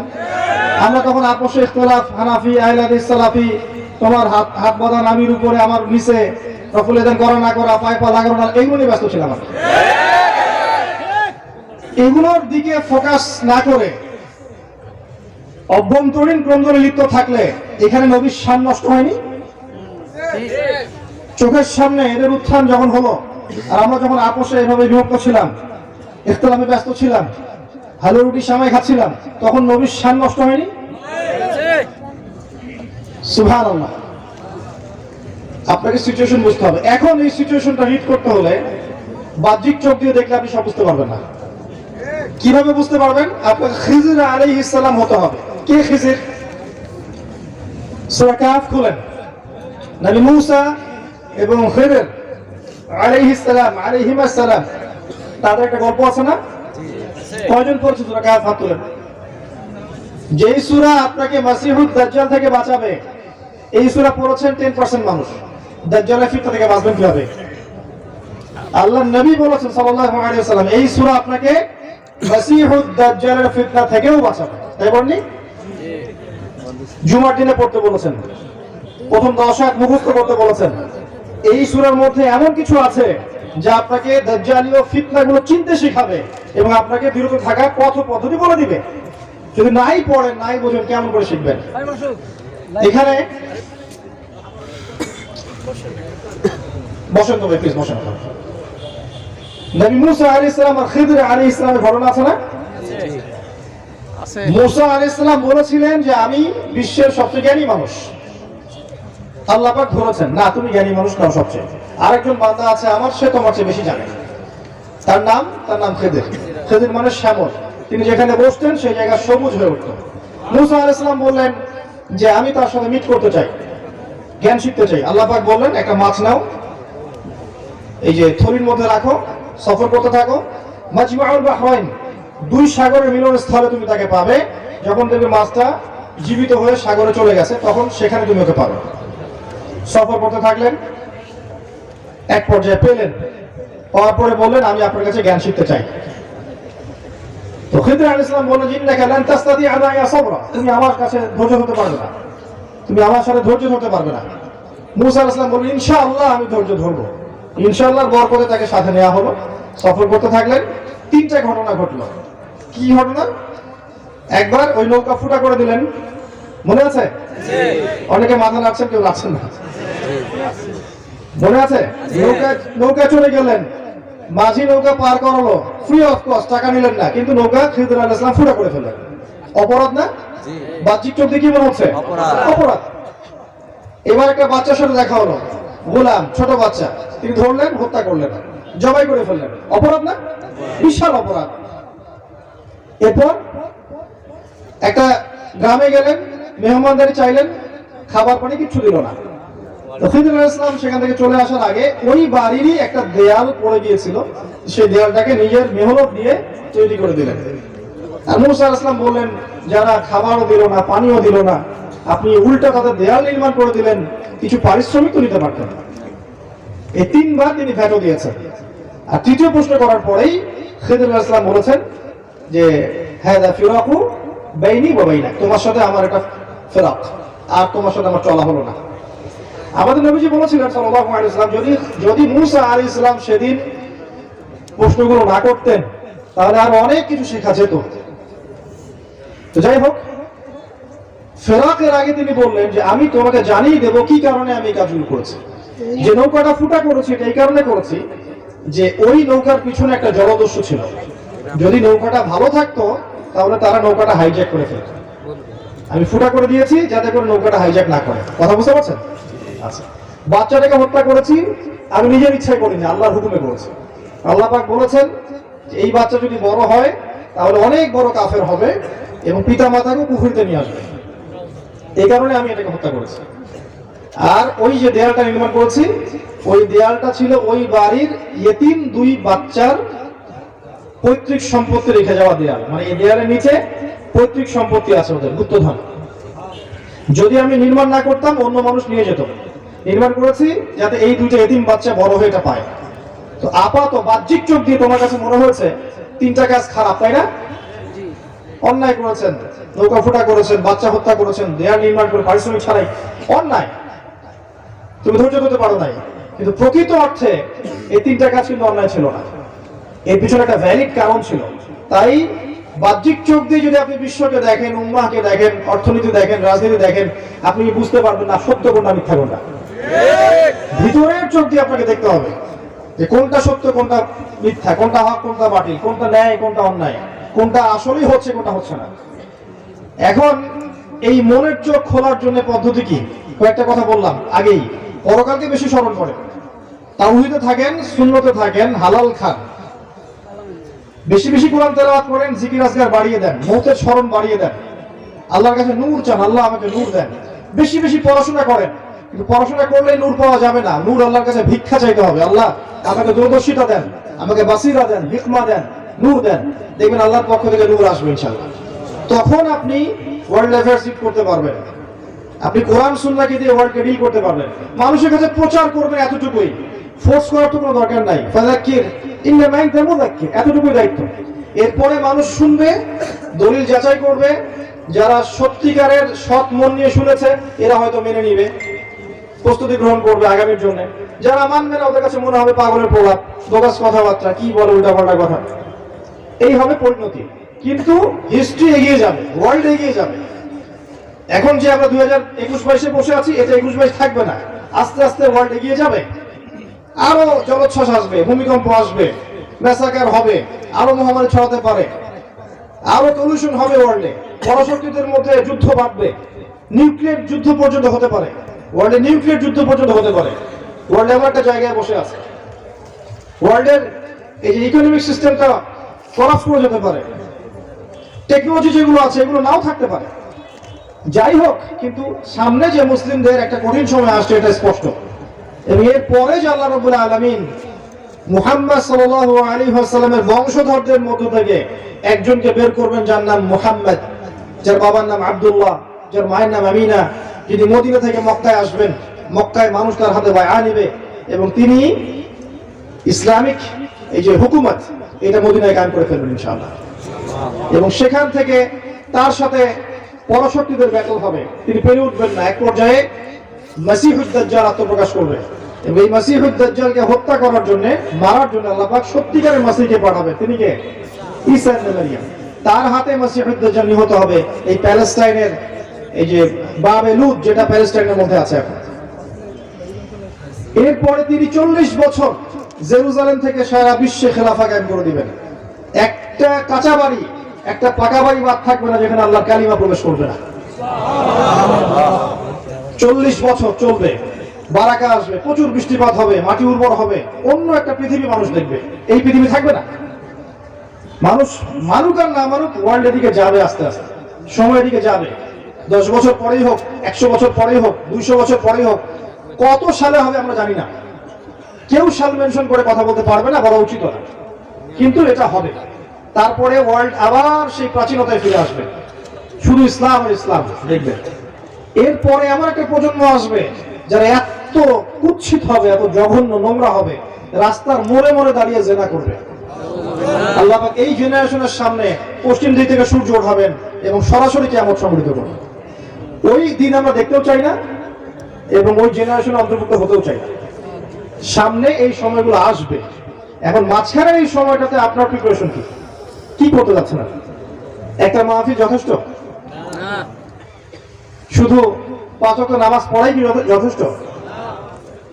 আমরা যা করছি দিনের জন্য, একটা মাদ্রাসায় বসে শিক্ষকতা করছে, ধরেন 5 ওয়াক্ত নামাজ পড়ছে, একটা ব্যাংকে বসে আছে, একটা চাকরিতে বসে আছে, বা সমাজের নেতৃস্থানীয় কোনো জায়গায় বসে আছে, এটাই কি এনাফ ইসলামের বিজয়ের জন্য? সবার জায়গা থেকে সবাই যদি দিনের বোঝাটা কাঁধে না নেই, তাহলে কি বিজয় হবে? শুধু শোডাউন করে হবে? একে অপরের সাথে কাদা ছড়াছড়ি করে হবে? অভ্যন্তরীণ বিভক্তিতে হবে? এই দল ওই দল মারামারি কাটাকাটি করে হবে? হবে না। আমাদেরকে এগিয়ে যেতে হলে, আবারও বলছি, স্পেশালি ইয়াংদেরকে বলছি, প্রচুর পড়াশোনা করতে হবে, প্রচুর পড়াশোনা করতে হবে। আমাদের এখন পড়াশোনাই জিহাদ, এটা বড় একটা কাজ। আপনি মনে করছেন যে ইসলামিক জিহাদে কনসেপ্ট আছে, আপনি একসময় আল্লাহর পথে যাবেন, শাহাদাত বরণ করবেন, ইত্যাদি ইত্যাদি। জ্ঞান অর্জন করেন আগে পড়েন, কোরআন পড়েন, আরবি ভাষাটা শেখেন, হাদিসের বইগুলো পড়েন, ইসলামের ইতিহাস পড়েন, ফিলোসফি পড়েন, ওয়ার্ল্ড অ্যাফেয়ার্স গুলো বোঝেন, জ্ঞান অর্জন করে স্মার্ট হন। আপনাকে ওয়ার্ল্ডটাকে ডিল করতে হবে, আপনাকে সিচুয়েশন বুঝতে হবে। তারপরে আপনি যারা অনুযায়ী আমলে যান, পরিবার গঠনের দিকে যান, হালাল রিজিকের দিকে যান, একটা নেককার মেয়েকে বিয়ে করেন, পরবর্তী প্রজন্ম গড়ে তোলেন। আস্তে আস্তে আস্তে আস্তে আপনি আপনার জান, আপনার মাল, সময়, শ্রম, মেধা দিয়ে দিনের খেদমত করতে থাকেন। এবং আমরা কোন পরিবেশে বসবাস করছি এটা বোঝার চেষ্টা করেন, স্মার্টলি দিনের কাজ করেন। এমন কোনো ইনিশিয়েটিভ নেবেন না যাতে উম্মার উপকার চেয়ে ক্ষতি হয়ে যায়। আপোষের ইখতিলাফগুলো দূর করে ফেলেন। ইখতিলাফ করতে থাকলে কিয়ামত পর্যন্ত কোনো সলিউশন আসবে না, কোনোদিন সলিউশন আসবে না। যতই ইখতিলাফে আপনি কাউন্টার দেন, সে আরেকটা কাউন্টার দিবে, আপনি আরেকটা কাউন্টার দেন, সে একটা কাউন্টার দিবে। বিশ্বাস করেন, শুধু এই কারণেই, শুধু এই কথা চিন্তা করেই আমার জীবনে আমি এমন অনেক ক্ষেত্রে চুপ থেকেছি যেখানে আমি 10টা লাইন বলতে পারতাম, ইচ্ছা করে আমি চুপ থেকেছি। কারণ আমি যদি 10 লাইন বলি, আর একজন 20 লাইন বলবে, সে যদি 20 লাইন বলে, আমি আরো 10 লাইন বলতে চাই, সে আরো 30 লাইন বলবে। এই সিলসিলা চলতে থাকলে সলিউশন কখনো আসবে না। আপনি যদি হকপন্থী হয়ে থাকেন, আল্লাহর কবুলিয়ত আপনার কাছে থেকে থাকে, আপনি সৎ হন এবং আপনি ইনোসেন্ট, আপনি অন্যায় করেন নাই, দেখবেন আল্লাহ আপনাকে কবুল করে নেবেন ইনশাআল্লাহ। বাতিল ধুলোর মতো উড়ে যাবে ইনশাআল্লাহ। তো আল্লাহর ওয়াস্তে আমরা আপোষে ভাই ভাই হয়ে যাই, সবাইকে ভাই মনে করতে শিখেন। আমরা যারা আছি, যে কোনো মাযহাবে হোক না কেন, যে কোনো তরিকায় হোক না কেন, যে কোনো আলেমের সোহবতে থাকুক না কেন, সবাই আমরা মুসলিম ভাই। সবার ভালোটুকু নিয়ে নেন, খোলা মনে ভালোটা রিসিভ করে নেন। আর সবার বিতর্কিত বিষয় যেগুলো আছে এগুলো বাদ দিয়ে দেন, ছেড়ে দেন। সরকারের নসিহতকামী হন, কল্যাণকামী হন। যারা বিভিন্ন লেভেলে কাজ করছে, প্রশাসনে, সামাজিক সেক্টরে, উপরের লেভেলে, ব্যাংকে, কল্যাণকামী হন, নসিহতকামী হন। শত্রুতা পোষণ করে তাদেরকে আপনি দিনের পথে আনতে পারবেন না। মূসা আলাইহিস সালামকে আল্লাহ পাক বলেছেন, ফিরআউনের কাছে যাও, ইযহাবা ইলা ফিরআউনা ইন্নাহু তাগা ফাকুলা লাহু কওলান লাইয়িনা। ফিরআউনের মতো কাফেরের কাছে গিয়ে ইসলামের দাওয়াত দাও, কিন্তু তার সাথে নরম ভাষায় কথা বলো। উগ্রতা দিয়ে, বোমাবাজি করে, আপনার সন্ত্রাসবাদ ছড়িয়ে, বা ওই যে আইএসএস এর মতো আমেরিকান এজেন্ট হয়ে আপনি কখনো ইসলাম কায়েম করতে পারবেন না। মধ্যমপন্থী থাকুন, শৈথুল্যবাদী হবেন না, উগ্রপন্থী হবেন না, সমাজের প্রত্যেক সেক্টরে মানুষের জন্য নসিহতকামী হন, কল্যাণকামী হন, মাউইযাতুল হাসানা দিয়ে, আকীদা আমল সংশোধনের মধ্য দিয়ে সবার কল্যাণকামী হয়ে দিনের পথে নিয়ে আসেন। ইনশাআল্লাহ দেখবেন এক পর্যায়ে একটা ইউনাইটেড মুসলিম উম্মাহ গড়ে উঠবে। আমি বিশ্বাস করি যে আমরা যদি একসময় নাও থাকি, ইনশাআল্লাহ এমন একটা প্রজন্ম আসবে সামনে যারা ইনশাআল্লাহ তাআলা দেখবেন প্রকৃত ইলম অর্জন করবেই ইনশাআল্লাহ। যারা আমাদের মতো আসলে অথর্ব হবে না ইনশাআল্লাহ, আমাদের মতো প্যারালাইজড হবে না ইনশাআল্লাহ, আমাদের মতো অন্তর্দৃষ্টিহীন হবে না ইনশাআল্লাহ। যারা যারা অনুযায়ী আমল করবে, হালাল খাবে, হারাম খাবে না, না খেয়ে থাকলেও হারাম খাবে না, যারা আদর্শ পরিবার গড়বে ইনশাআল্লাহ, কোরআনের মশাল হাতে নিয়ে তারা এই জাহেলিয়াত দূর করবে ইনশাআল্লাহ। দেখবেন ওরা আমাদের জান দিয়ে, মাল দিয়ে, সময় শ্রম দিয়ে আল্লাহর জমিনে আল্লাহর দিন কায়েম করে ছাড়বে ইনশাআল্লাহ। মাঝখানে আল্লাহ আমাদেরকে সময় দিয়েছেন, কাউকে 20, 30, 40, 50 বছর। এই সময়টুকু আপনি কিভাবে কাটাতে চান, ডিসিশন ইজ ইয়োর, আপনার সিদ্ধান্ত। আজকের পরেও যদি এত মাহফিলে খোলামেলা কথা কখনো হয় আমি কিন্তু জানি না, মাহফিলে আমার খোলামেলা কথা বললাম ওয়ার্ল্ড অ্যাফেয়ার্স সম্পর্কে, এরপরেও যদি আপনাদের চোখ না খোলে যে আমরা কোথায় আছি, আমাদের প্রকৃত শত্রু কারা, আমরা কি নিয়ে ব্যস্ত আছি, তাহলে আমি বলবো যে আসলে আমাদের সামনে তাকদীরে খারাপ ছাড়া কোনো ভালোই নাই। আল্লাহ বোঝার তৌফিক দান করুন, আল্লাহুম্মা আমিন। ইয়াং জেনারেশনের প্রতি স্পেশাল নসিহত করব যে আজকের দিন থেকে from now on আপনি তওবা করে আল্লাহর পথে ফিরে আসুন।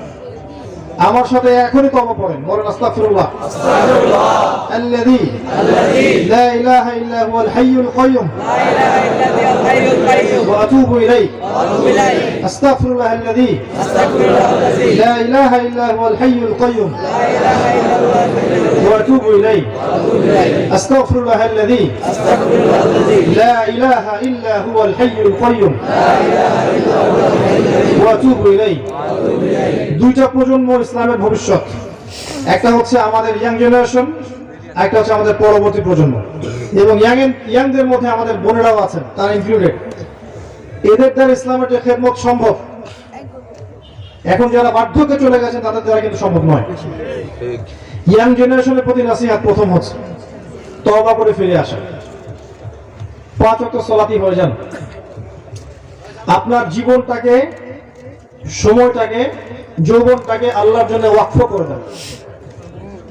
আমি অনেকদিন বলেছি, আবার বলছি, অনলি আল্লাহ আপনাকে ভালোবাসে। আল্লাহ ছাড়া আপনার আপন বলতে কেউ নাই পৃথিবীতে। যখন মুহাম্মদ সাল্লাল্লাহু আলাইহি ওয়াসাল্লাম জীবিত ছিলেন তখন তাকে সবাই আপন মনে করতেন, এখন তিনি আমাদের মধ্যে নাই, তাই কিছু হলে মনের কষ্টে তার কাছে গিয়ে বলতে পারবেন না, ইয়া রাসূলুল্লাহ আমারই সমস্যা। কেউ নেই আপনাকে সেভাবে বলার মতো, সান্ত্বনা দিবে না কেউ আপনাকে, আপনার প্রবলেমকে বুঝবেই না, ইয়াংদের মেন্টালিটি বুঝতেই পারবে না। একটা ইয়াং ছেলে যখন দিনের পথে আসে, হেদায়েত প্রাপ্ত হয়ে আসে, আল্লাহর পক্ষ থেকে হেদায়েত পেয়ে যায়, এসে দেখে আমি কোন মাযহাব ফলো করবো, আমি কোন বই পড়বো, কোন আলেমকে ফলো করবো, এত ইখতিলাফ কোন, আগে এটা ভালো ছিল। কোরআন সুন্নাহ হাতে থাকার পরেও আমি ওয়ার্ল্ডকে ডিল করতে পারছি না কেন, ওর মনে অনেক প্রশ্ন জাগে, কেউ উত্তর খুঁজে দিতে পারে না। তওবা করেন, প্রথমত আল্লাহর দিকে ফিরে আসেন, লাইফটা হিসাব করেন। আপনার এই 20 থেকে 40, 50টা আপনার জীবন, বাকিটা জীবন নয়। এই 20 থেকে 50 আপনার মেইন লাইফ জীবন। 50-এর পরে চাইলে অনেক কিছু করতে পারবেন না, আর 20-এর আগে আপনি ভালো মন্দ বুঝতেই সময় শেষ হয়ে যায়। এই সময়টাকে ভাগ করে নেন, আপনার জীবনের উদ্দেশ্য ফিক্স করেন। আপনার জীবনের গন্তব্য জান্নাত। ফামান যুহজিহা আনিন নার ওয়া উদখিলাল জান্নাহ ফাকাদ ফাজ। যাকে জাহান্নাম থেকে বাঁচানো হবে, জান্নাতে প্রবেশ করানো হবে, একমাত্র সেই ব্যক্তি সফল, আর কেউ সফল নয়, আর কেউ সফল নয়। সাফল্যের সঙ্গে আপনাকে শেখানো হয়েছে বাড়ি, গাড়ি, টাকা, জমি জমা, স্ট্যাটাস, এগুলো সাফল্যের সঙ্গে নয়। যে ব্যক্তি জাহান্নাম থেকে বাঁচতে পারবে সে সফল।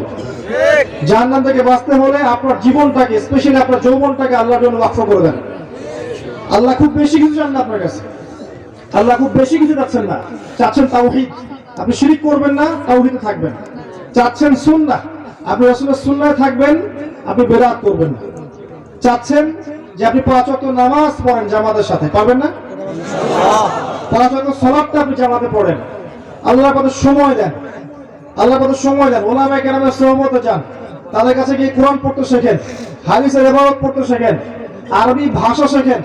আমাদের বোনেরা হিন্দি শেখে না? শেখে না? হিন্দি বলতে পারে না? কেমনে পারে? সিরিয়াল দেখে পারে, সিরিয়াল দেখে পারে। তাহলে আপনি যদি 2টা বছর আরবি দেখেন, আপনিও পারবেন ইনশাআল্লাহ। আরবি দেখেন, আরবি বোঝেন, আরবি বলেন, কনভারসেশন করেন, ইনশাআল্লাহ দেখবেন আপনি আরবি শিখতে পারছেন, আরবি দিয়ে কোরআন বুঝতে পারছেন ইনশাআল্লাহ। আরবি শিখতে হবে। পাশাপাশি যে যে লাইনে পড়ছেন, জেনারেল লাইন বলছি, মাদ্রাসা লাইনে বলছি, doctor, engineer, medical science, MBA, BBA, science আর কমার্স, যেখানেই পড়ছেন, আপনি টার্গেট করেন আপনার জ্ঞানটাকে আপনি দিনের কল্যাণে কাজে লাগাবেন। পারবেন না? একজন ভালো অর্থনীতিবিদ সমাজের খেদমত করতে পারে না? জাতির খেদমত করতে পারে না? একজন ভালো রাজনীতিবিদ জাতির খেদমত করতে পারে না? একজন সৎ নেতা, সমাজের একজন সৎ নেতা, তার দ্বারা সমাজের উপকার হতে পারে না? আবার এই নেতা যদি অসৎ হয়, তাহলে সমাজ ক্ষতিগ্রস্ত হবে না? তাহলে মূল বেসটা কি? ইসলামিক। শেকড়টা যদি ইসলামিক হয়, সে যেখানেই যাক সেখানেই আলো ছড়াবে ইনশাআল্লাহ। শেকড় যদি ইসলামিক হয়, সে ডক্টর হোক আর ইঞ্জিনিয়ার হোক আর এমপি হোক আর মন্ত্রী হোক আর যেই হোক, সে আলো ছড়াবে ইনশাআল্লাহ। শেকড়ে যদি ভেজাল থাকে, সে কিছু করতে পারবে না। তো আপনি যেখানেই থাকেন, যে প্রফেশনে থাকেন, ওইটাকে আপনি দিনের কল্যাণে কাজে লাগাবেন। আল্লাহ বেশি কিছু চান না আপনার কাছে। বেশি বেশি ইস্তেগফার করেন, বেশি থেকে বেশি কোরআন তেলাওয়াত করেন, একটা দিনে 1 পারা করে পড়ার চেষ্টা করেন, আরবি শেখেন, কোরআনের অর্থগুলো বোঝার চেষ্টা করেন, বিষয়ভিত্তিক বই কিনেন, বাসায় লাইব্রেরি করে তোলেন, বাসায় প্রাইভেট লাইব্রেরি করেন। আপনাদের ঢাকা থেকে বাংলা বাজার কাছে, বাংলা বাজারে যাবেন, সাবজেক্ট ধরে ধরে বই কিনবেন। প্রত্যেক মাসে 2000, 3000, 5000 টাকা বই কিনবেন। টাকা কে দিবে? টাকা আল্লাহ দিবেন, আল্লাহই দিবেন ইনশাআল্লাহ। দেখবেন 5000 টাকা সারা মাসে আপনি চা পানি খেয়ে নষ্ট করেন, স্মোক করে নষ্ট করেন, করেন না? 5000 টাকা আপনি মাসে দেখবেন ওই যে নেশা করে নষ্ট করতেছে। আর মাশাআল্লাহ, গার্লফ্রেন্ড থাকলে তো 5 দিয়ে হবে না, মাসে 15-20 চলে যাবে নাকি? আর গার্লফ্রেন্ড যদি একাধিক হয় তাহলে মাশাআল্লাহ। অতএব প্রিয় ভাইরা, গার্লফ্রেন্ড আপনাকে ভালোবাসে না, আপনার অবস্থানকে ভালোবাসে। এটা আমি বলেছি, একজন পোস্ট করেছে ফেসবুকে, সেখানে দেখলাম কিছু মেয়ে কমেন্ট করছে যে না, আমরা সত্যি ভালোবাসি। তো আসল বক্তব্য হচ্ছে, এটা তো অংশ গিয়েছে। আপনি বলেন যে আমি এক সলিউশন বলেছিলাম, যদি দিনদার হয়, দেখেন দিনের বুঝ আছে, আপনার কথায় আনুগত্য করে, তার বাবাকে গিয়ে বিয়ের প্রস্তাব দেন। যদি রাজি হয়, মাশাআল্লাহ, বিয়ে করে ফেলেন, প্রেম করার দরকার নেই, বিয়ে করে ফেলেন। আসল প্রেম শুরু হবে বিয়ের পর ইনশাআল্লাহ। তখন বুঝবেন দিল্লি গেলে একটু কি মজা। তখন মনে হবে যে ক্যাশ আর 5টা বছর পরে বিয়েটা করলে ভালো হতো। ঠিক আছে? বাস্তবতা কঠিন, যেটা আমরা পাই না ওটার প্রতি আমাদের আকর্ষণ বেশি কাজ করে। পাওয়ার পরে দেখবেন যে আসলে জীবনটা মনে হয় আগেই ভালো ছিল, বন্ধুদের সাথে ঘুরতাম, একটু ইয়া ছিল, স্বাধীনতা ছিল, ফ্রিডম ছিল। এখন সেটা আর নাই। এখন দেখবেন 1 ঘন্টা কেন, 10 মিনিট দেরি হলেই 10টা ফোন আসা শুরু হবে। কোথায় তুমি? কোথায় গেছো? কার সাথে সময় দিচ্ছ? এত সময় দেওয়া লাগে? আচ্ছা, কে প্রস্তাব দেন, যদি বাবা রাজি হয়, পরিবার মেনে নেয়, আপনার একটা হালাল রিজিকের সোর্স থাকে, আপনি বিয়ে করে ফেলেন। হারাম রিলেশনশিপে যাবেন না, এটা এক প্রকার জিনা। এটা কি এক প্রকার জিনা? কারণ শুধুমাত্র সেক্সুয়াল সম্পর্কটাই জিনা নয়, দেখা সাক্ষাৎ করা, কথাবার্তা বলা, ফোনে কথা বলা, আই কন্ট্যাক্ট, সবকিছু জিনার মতো। জিনা থেকে দূরে না আসতে পারলে আপনার মনের মধ্যে নূর কোশ্চিন কেন আসবে? আল্লাহর জন্য ছেড়ে দেন, আল্লাহ পাক আপনাকে তার চেয়ে 1000 গুণ ভালো দিবেন ইনশাআল্লাহ। ইনশাআল্লাহ তাআলা বিশ্বাস রাখেন। সামনে থেকে সরান তো। পুরো বক্তব্যটা হচ্ছে যে আপনি এতটুকু যদি বলতে পারেন, ঠিক আছে, আমি চিন্তা করেছি যে আমি বাবার সম্পত্তি আর নিব না, নিজের পায়ে দাঁড়াবো, কষ্ট করে হলে কষ্ট করে আমি একটা জব খুঁজবো। হ্যাঁ, 5000 টাকা স্যালারি হোক আর 10,000 টাকা স্যালারি হোক, কষ্ট করে আমি নিজের পায়ে দাঁড়িয়ে নিজে প্রতিষ্ঠিত হয়ে তোমাকে বিয়ে করবো ইনশাআল্লাহ। তারপর দেখেন আপনার সাথে থাকে কিনা, আপনার গার্লফ্রেন্ড আপনার সাথে থাকবে না। তো বাস্তবতা এরকম। আর এখনকার জেনারেশনের যে মেয়েদেরকে আপনারা মনে করছেন আপন, ভিতরে ওই ফ্যামিলিস্ট রেভলিউশনের ছোঁয়া আছে তার ভিতরে। তারা নিজেদেরকে পুরুষ মনে করে, আমাদের আর ওদের মাঝে কোনো পার্থক্য নাই। এই জিন্স এবং টি শার্ট জেনারেশনে কোনো মেয়েকে যদি বিয়ে করছেন, আমি লিখে দিতে পারবো আপনার জীবনটা জাহান্নাম হয়ে যাবে। এই ভুল করতে যায় না। আর যদি এমন কোন বোরখাওয়ালির সাথে অ্যাফেয়ার্স থাকে যার সাথে আপনি কফি খাচ্ছেন, বুঝবেন এই বোরখার নিচে প্রকৃত তাকওয়া নাই। যদি থাকতো তাহলে আপনার সাথে কফি খেতে আসতো না। সচ্চরিত্র মেয়ে কোশ্চিন কালেও আপনার সাথে ফোনে কথা বলবে না, আপনার চ্যাটের উত্তর দিবে না। এবং এমনকি আপনি যখন ফোন নাম্বার এক্সচেঞ্জ করছেন, রাতের বেলা নক দিচ্ছেন, সে রিপ্লাই করবে না। কখনো একটা সত্যিকারের মুত্তাকি মেয়ে এটা করতে পারে না। সহজ সমাধানে চলে যান প্রিয় ভাই। আল্লাহকে সন্তুষ্ট করতে হবে এবং যৌবন আল্লাহর জন্য বিলিয়ে দিতে হবে। এই জন্য আপনাকে নামাজি হতে হবে, পড়াশোনা করতে হবে, হালাল রিজিক খেতে হবে। হালাল রিজিকের ব্যবস্থা করার পরে মেয়ে যদি পছন্দ হয়, কোনো মেয়েকে পছন্দ করেন, তার বাবাকে বিয়ের প্রস্তাব দেন, তার মাকে বিয়ের প্রস্তাব দেন। সাহসিকতার সাথে কাজ করেন, সাহসের সাথে যান, মেয়ের হাত চান। যদি মাশাআল্লাহ মেনে নেয় আলহামদুলিল্লাহ, যদি না মেনে নেয় আপনি জোর করেন না, আপনি ফিরে আসেন। ফিরে এসে আল্লাহর কাছে ইস্তেখারা করেন, সিজদায় দোয়া করেন, আল্লাহকে বলেন রব্বানা হাব লানা মিন আজওয়াজিনা ওয়া যুররিয়াতিনা কুররাতা আ'য়ুন ওয়াজআলনা লিল মুত্তাকিনা ইমামা। আল্লাহ আপনাকে এমন উৎস থেকে রিজিক দিবেন ইনশাআল্লাহ আপনি কল্পনা করতে পারেন। তখন দেখবেন সত্যিকারের খাদিজা, সত্যিকারের আয়েশা রাদিয়াল্লাহু আনহুমা, তাদের মতো স্ত্রী আপনার ঘরে চলে আসছে ইনশাআল্লাহ। যখন আসবে তখন দেখবেন এই দুনিয়াটাতে আপনি জান্নাত পাবেন। এই দুনিয়াটা জান্নাত নয়, কিন্তু এই দুনিয়াতে যদি কারো ঘরে একটা নেককার স্ত্রী থাকে, সে ফিল করতে পারে জান্নাত কাকে বলে, সে ফিল করবে। এমনিতে দুনিয়াটা ফিতনার জায়গা, কিন্তু যার ঘরে একটা নেককার সুশ্রী পবিত্র স্ত্রী আছে, যেটাকে দিনের পথে চলতে সাহায্য করে, সে দুনিয়াতেই জান্নাতের ফ্লেভার পাবে ইনশাআল্লাহ। এটা আল্লাহ পাক সবার তাকদীর নসিব করেন না। যদি আপনি পবিত্র না থাকেন, আপনি যদি হারাম মিউজিকে থাকেন, এই যে ডিজে করেন, 31st নাইট করেন, ইয়াবা খান, মদ খান, হারাম অ্যাফেয়ার্স করেন, জেনা করেন, এগুলো লিপ্ত থাকেন, 10 ঘাটের পানি আপনি খেয়ে এসে থাকেন, আপনি কোশ্চিন কেন পবিত্র নারী পাবেন না। আপনি যাকে পাবেন দেখবেন সেও 10 ঘাটের জল খেয়ে আসছে। তখন কি হবে? তখন ফ্লাই করার আগেই, ল্যান্ড করার আগেই, টেক অফের পর ল্যান্ড, এর মধ্যে ডিভোর্স হয়ে গেছে। আল্লাহ পাক আপনাদেরকে বোঝার তৌফিক দান করুন। আল্লাহ আপনাকে প্রকৃত অর্থে ভালোবাসেন। আর আল্লাহ পাক বলেছেন যে 1 ভাগ ভালোবাসা, মাত্র 1 ভাগ ভালোবাসা আমি পুরো সৃষ্টি জগতের মধ্যে দিয়েছি। এই 1 ভাগ ভালোবাসার জন্য এই যে গরু, গাভী তার বাচ্চার ওই যে ময়লা চেটে পরিষ্কার করে, 1 ভাগ ভালোবাসার জন্য। একটা পিকচার দেখেছিলাম যে একটা হরিণের বাচ্চাকে বাঘেরা ধাওয়া করছে, মা থেমে গেল, মা থেমে গিয়ে নিজের জীবনটা দিল, বাচ্চাটা চলে গেল। মাকে বাঘ 3 দিক থেকে ধরেছে, আর এই মা হরিণটা স্থির হয়ে দেখছে ওর বাচ্চা চলে যাচ্ছে, নিজের জীবন দিয়ে দিল, বাচ্চাকে সেভ করলো। এই 1 ভাগ ভালোবাসার ফল এগুলা।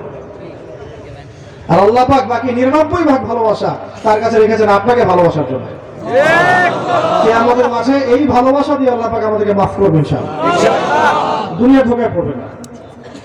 নেককার স্ত্রী আল্লাহর কাছে চেয়ে নিন, সালাতে মনোযোগী হন। প্রিয় ভাই, কোরআন পড়েন, নিয়মিত 1 পারা করে পড়েন, সালাতে মনোযোগী হন, আলেম ওলামাদের সোহবতে যান, আরবি ভাষা শিখেন, হারাম মিউজিক ছেড়ে দেন, গার্লফ্রেন্ডের হারাম সঙ্গ ত্যাগ করেন, বিয়ে করেন, পবিত্র জীবনে চলে আসেন, হালাল রিজিক সোর্স তালাশ করেন। আপনাকে যে মেধা আল্লাহ দিয়েছেন, এটা দিয়ে আপনি দিনের, উম্মার, দেশের, জাতির খেদমত করার চেষ্টা করেন ইনশাআল্লাহ। দেখবেন ইনশাআল্লাহ তাআলা বাংলাদেশের এই যুব সমাজের মধ্য দিয়ে এবং পরবর্তী প্রজন্মের মধ্য দিয়ে ইনশাআল্লাহ আগামী বিশ্বে বাংলাদেশ, আল্লাহ চায় তো বিশ্বের সুপার পাওয়ার হবে ইনশাআল্লাহ। আল্লাহ পাক আমাদের সবাইকে কথাগুলোর উপর আমল করার তৌফিক এনায়েত করুন। আমিন। আকুলু কওলি হাযা আস্তাগফিরুল্লাহ লি ওয়া লাকুম ওয়া লিসাইরিল মুসলিমিন। বারাকাল্লাহু লানা ওয়া লাকুম বিল আয়াতিল হাকীম। ইন্নাহু তাআলা জাওয়াদুন কারীম ওয়া রাউফুর রহিম। আসসালামু আলাইকুম ওয়া রাহমাতুল্লাহ।